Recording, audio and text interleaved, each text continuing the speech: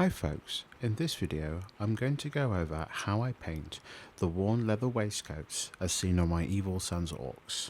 So, without any further ado, let's cue the music.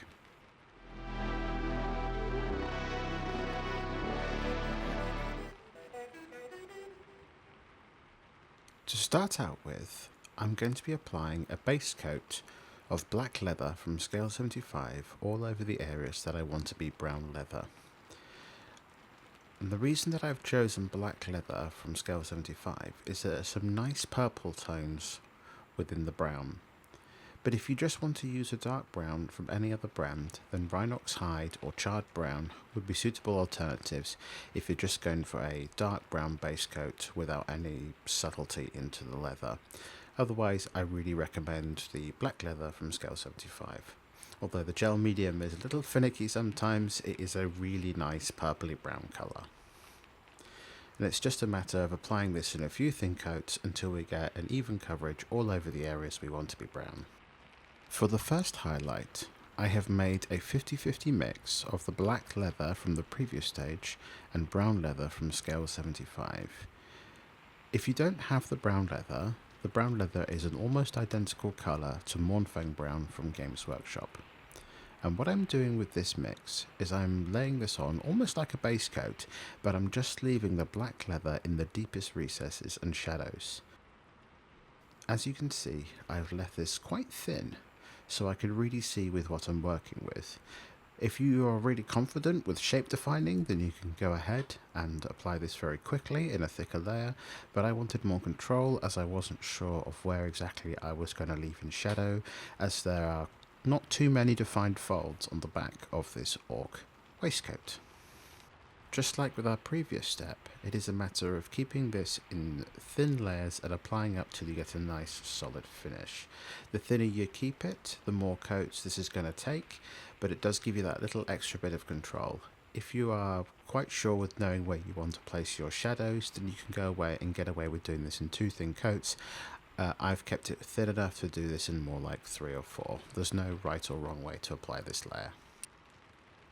And here is that mix layered up to a nice solid finish. For the next highlight, I will be adding some orange leather from scale 75 into the mix, and this will be a 30% ratio of each colour. So that's the black leather, the brown leather and the orange leather. A suitable alternative for the orange leather from Games Workshop is Scrag Brown. And with this, I'm going to start defining all the shapes and edges on this leather waistcoat. So I'm using the side of my brush to pick out any edge highlights that are nice and clean, such as where his sleeves have been ripped off on this once jacket. I'm then using this sideways stippling motion using directional strokes to start to build some texture into the cloth. And then focus on the areas where it's much more raised and around the areas where it's got holes in the cloth. So this here there's a hole from a bullet hole or a stab, or just the fact that it's an orc waistcoat, I'm making sure to pick out all these raised areas around there. And I'm making sure to keep this brush in a directional stroke to allow texture to be built up. Leather's a very strange subject to paint, and if you focus on doing these directional strokes, you'll find you'll get a much more natural, organic feel to the paint job on the material. As with our previous steps, I've kept this paint very thin, and although it goes on looking quite stark and quite bright, as soon as this starts to dry, as you can see as it has done on the side of his jacket, it becomes a lot more transparent and it blends in much nicer. And this is why I like the scale 75 paint, so their matte finish really lends to that, rather than the more satin finish from Games Workshop. But the thinner you keep this paint, and the more passes you do on this, covering a little bit more each time, starting out from a very small area and building it up, or starting out broad and working your way down, depending on what you feel most comfortable with, you'll get a nice organic transition between a more faded area of leather and the original dark colour this leather once was. For the last colour in highlighting this leather, I have added some Iroko from scale 75 into the mix. A suitable similar colour from Games Workshop would be Sandry Dust. And with this colour, I'm really starting to define all the edges and implant the last bits of texture into this leather.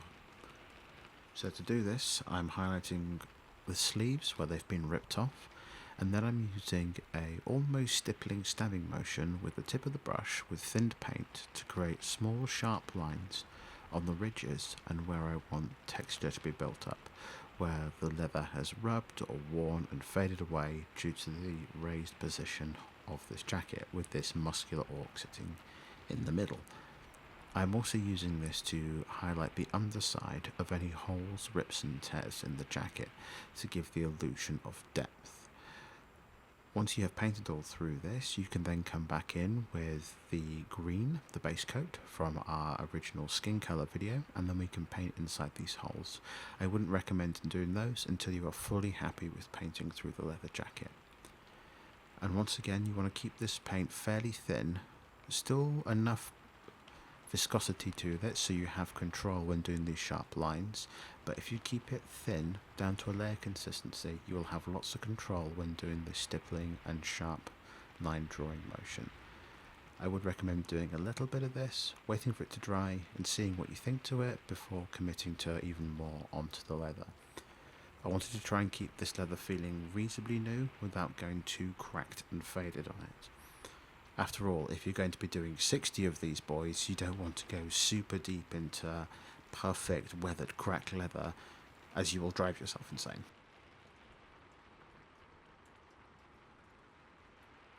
And with that, the painting of the brown leather waistcoat on this orc boy is now complete. Now this orc is being painted as part of a little series, so if you haven't checked those videos, why not go check them out? It covers how I painted the orc skin and how I painted his black grey trousers and straps that go onto this leather jacket. If you really want to push that leather effect and want to go into a more heavily weathered and cracked feel, as if you were going for a display piece, I do have a video that goes into that. It is an older one, but the information is still good, and that can be found here. Boop! So, if you liked this tutorial, why not consider subscribing? It's free of charge, but it helps me out, and you get further tutorials just like this one on your newsfeed. So, until next time, folks.